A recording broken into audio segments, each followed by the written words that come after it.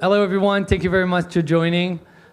Before I will start, as you can see, the next topic going to be energy, Bitcoin, and how all these infrastructures support our ecosystem and how the ecosystem works. The last one, we're standing next to the door. Please sit down. It's causing some issues in the fire department protocols, and they're going crazy there.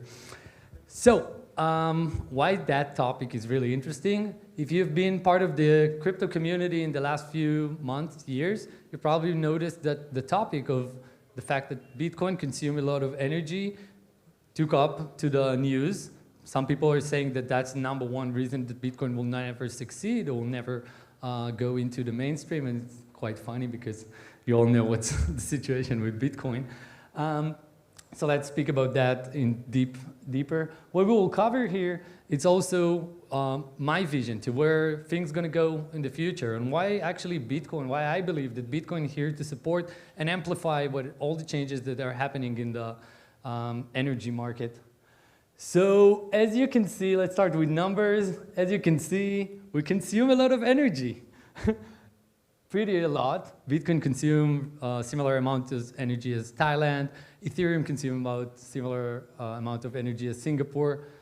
Pretty intense and pretty not that small countries anymore. And as you know, that electricity, it's not something that comes along or like generated out of air. In some cases it does, but it takes infrastructure. And that's in my point of view, the #1 reason that governments are not that happy from the current situation. Because if you're going to go into the details, you will see that Bitcoin is about the 22th largest energy consumer in the world when you're putting next to other countries. And countries have main issue with that in the fact that they are generating the energy and they need to transmit it. So on the demand side of generating more energy, it's demands to have a bigger energy facilities, having more fields that it could use for solar, wind, and other renewables. On the transmission side, the story is different and it's a bit more complicated. I'm not sure if all of you are aware, but the national grid that supports us and surrounding all of us actually doesn't capable of transmitting such a big amounts of energy. Is that better now? And it's really costly to upgrade that infrastructure. Just think of like rewire all the cables that's surrounding us and Israel or other countries.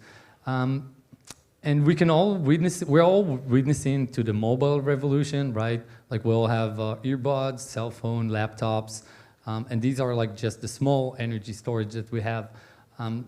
But we are relying more and more on energy and like refrigerate, heat, cooling, and other things that becoming electric.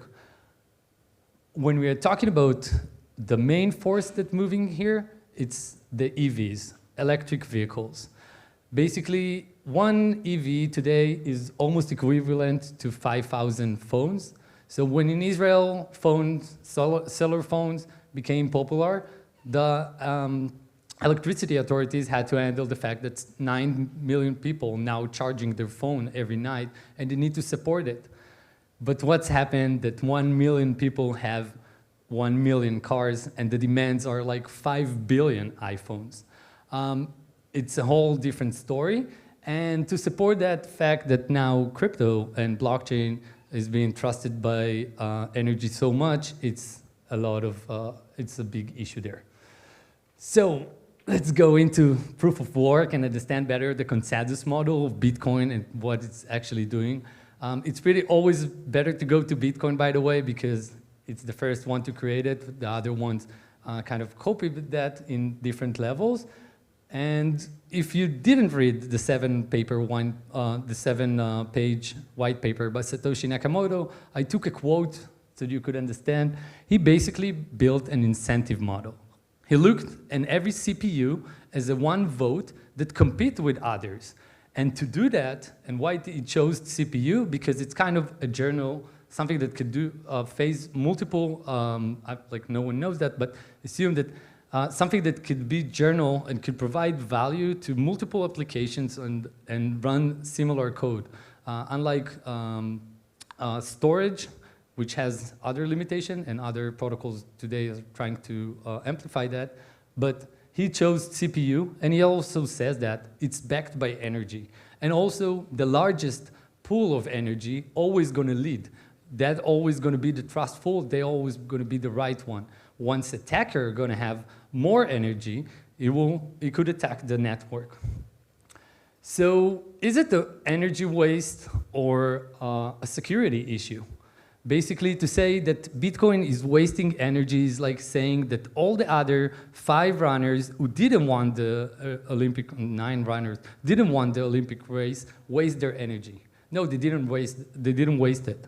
They pushed the one that won first place to do his best, to perform better. And similar to that analogy, proof of work. And if you're going to go to the incentive model in the white paper, you will see that actually Satoshi said, Bitcoin miners are going to have a gold rush. They will try to add new coins to the circulation. And he actually also said what's their business model going to be, which is adding new coins to the circulations and fees. And today we can know that actually miners have other business models, but it's sketchy, and we're not going to speak about that. So where they're taking their source of energy? Today, most of the miners are amplifying renewables. And the main reason they're doing it, because it's cheap. That's why. They can do it cheaper, and I don't know how many of you know, but renewable energy today, it's about 25% cheaper than fossil fuel, and probably going to stay that. So what's the miner vision and what they're doing with that? They basically want to be off the grid. They want to be automated and self-sustained. Some of you were aware of what happened last year, exactly in May. Anyone in here is aware? Exactly, China. China banned Bitcoin and crypto.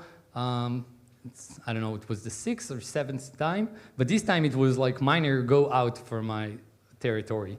You're uploading too much capacity in our grid. We don't want you anymore. Go find other resources. And the fact that they're looking off-grid solution, it's also keeping the Satoshi's vision. Who wants to be trusted by a centralized entity or government that will choose for you if you have electricity or not, can drop your capacity in 1 day or 1 second. They want it to be automated, so they could put it somewhere in the world to harvest the energy, to store it and transmit it, which is basically means it's going to be self-sustained. And now the biggest breakthrough that we see here. So we all understand that what actually moves technology forward, it's the ability to adopt or to accept new technologies. And in the electricity market, we have some main issues. And they're all related to regulations and securities and protocols. And it makes a lot of sense because it's electricity, right? It's one of the largest markets out there. Our energy, it's one of the largest markets out there. And also it affects all of us. So it makes sense it's going to be highly regulated. But for a startup to implement a pilot or execute a pilot in a traditional power plant, it usually takes between 3 to 5 years to get to be accepted, not to start it, not to implement it. In renewables, they're much more tech-savvy, right? Like, they adopted new type of technology. They're working with new type of technologies. These days, they're accepting to do pilots from like 6 months to 2 years. Depends how complicated is your solution, and also depends how many licenses does the renewable energy facility have. Miners, OG, they're adopting technology really fast. They can actually prove if something is profitable for them really, really fast. They can show it on the spot, and don't forget, they're mining gold.